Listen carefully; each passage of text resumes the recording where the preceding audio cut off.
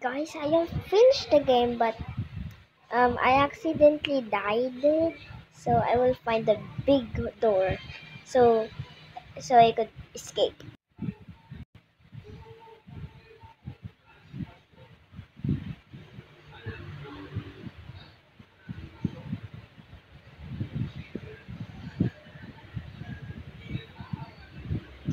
Found it. So I need to get the white bucket and then go back to checkpoint. Wait, where is it? Oh, in the middle. I remember it because I accidentally died after that bit. I mean, after I recorded.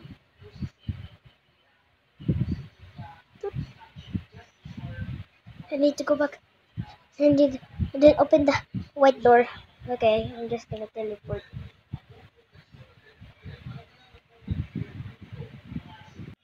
Back at checkpoint. Open, open it. You escaped, or did you? What are these four doors? Let me guess. Take a look here.